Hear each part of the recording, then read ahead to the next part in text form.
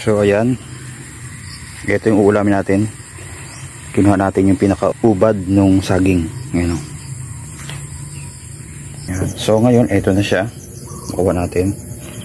And then ito, yung iba pa, nahiwa-hiwa na rin natin.